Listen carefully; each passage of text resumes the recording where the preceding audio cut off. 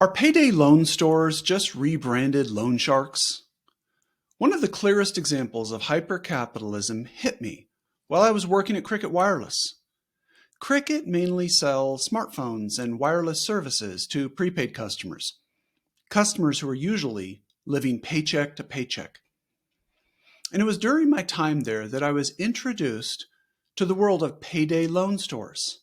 These financial retailers offer extremely high interest short-term loans, sometimes with annual rates of 300 to 700%.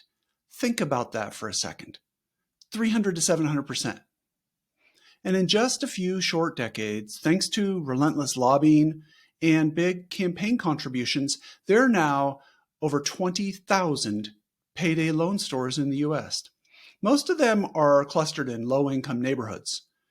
This entire industry, however, didn't even exist until a generation ago because we used to have usury laws. We had guardrails. We had restraint. Payday loan stores only exist today because hyper-capitalism said that loan sharks should be legalized and put in a strip mall. I became familiar with payday loan stores because of their predatory business practices towards Cricket customers. I'm passionate about making these types of legalized loan shark businesses illegal again. This is one of the reasons, actually, that I wrote American Restraint. We need restraint against these types of examples of hyper-capitalism. Hello, America, and welcome to the latest episode of the American Restraint podcast. I'm your host, Patrick Trepanier, author of the book American Restraint. On this show, we discuss how to fix America. We don't do hot takes on political news of the day. We try to look at how to fix America by shrinking Washington, D.C. We also look closely at some of the root causes of America's brokenness, and today we're looking at how big business keeps crushing the middle class. As always, please subscribe to help get the word out. So, remember trust busting? Every American student in history class learned about trust busting in school. At the turn of the 20th century, giant monopolies, railroads, steel, oil, had grown so powerful that they were crushing workers and competitors alike. It took the energy of President Teddy Roosevelt and other reformers to push back against these anti-competitive and anti-American robber barons like Rockefeller and Carnegie. They broke up monopolies. They passed antitrust laws.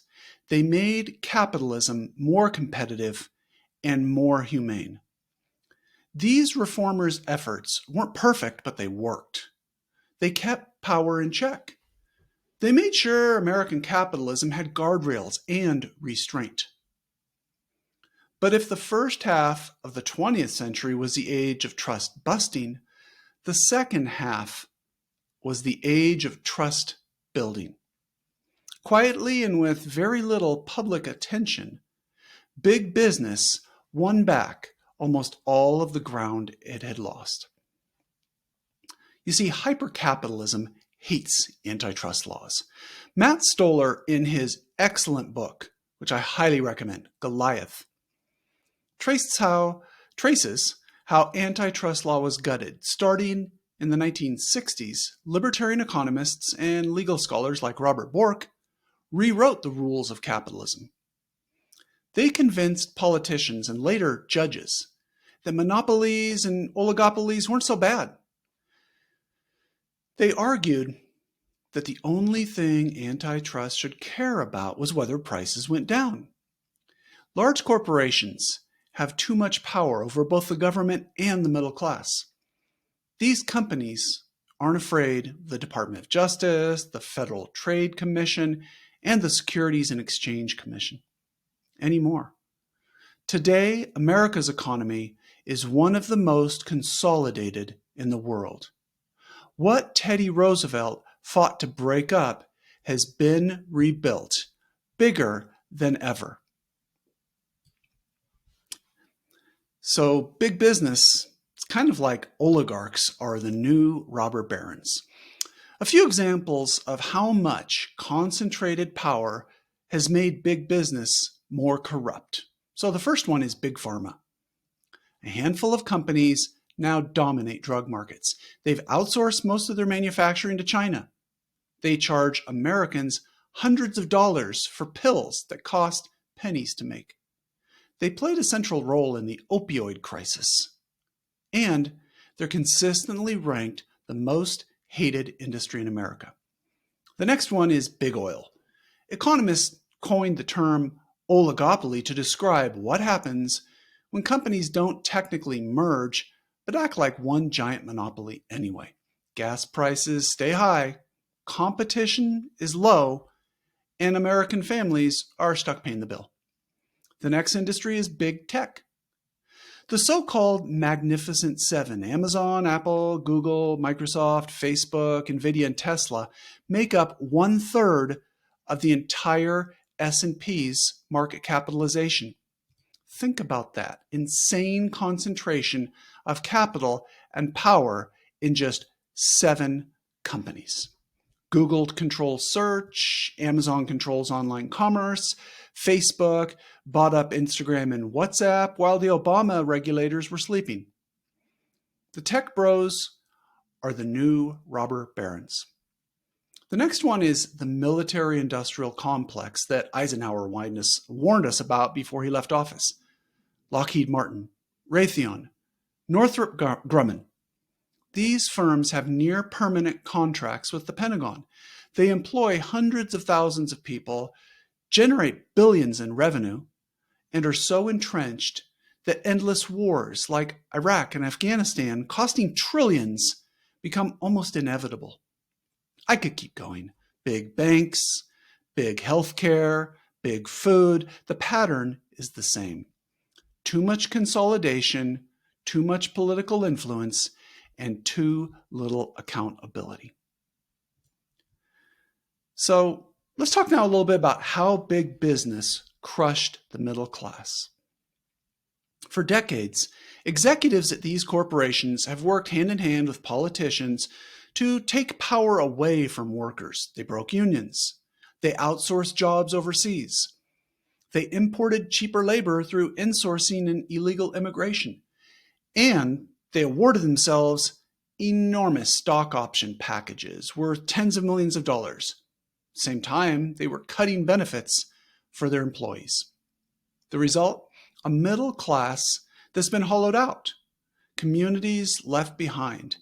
Families stretched thinner than ever. This is not the free market at work. This is monopoly power at work. This is hyper-capitalism, not capitalism. So the ideology of hyper-capitalism, it's kind of like the defenders of this system like to tell us it's all about consumer choice and lower prices. But let's take Walmart as an example. Yes, they deliver cheaper goods, but at what cost? The mom and pop retailers driven out of business. The vendors of Walmart are forced to offshore production and lay off working class Americans. Employees scrape by on minimum wage with zero to little benefits. And we've taken most of our manufacturing base and shipped it over to an adversary, China, which has not really been good for international relations. So has Walmart been good for communities? Has it been good for families? Has it been good for America? No, because Walmart doesn't care about American families, American workers, or American communities. Now here's the critical point that I'd love your feedback on in the comments. Washington won't fix this. They can't fix this. For the next few episodes, we're talking about how states can push back on hyper-capitalism because Washington won't do it. But states still have power if they choose to use it. This is where the restraint formula comes in. States can push back on hyper-capitalism and restore a version of capitalism that works for workers, families, and communities. I want to underscore here, I am no fan of socialism or communism or any of those types of economic arrangements. I think capitalism is the best system of all of the systems that have ever been tried, but it needs restraint. So here are a few ways that a state could push back on big business. Number one, restore antitrust at the state level. If Washington won't enforce competition, states can and should.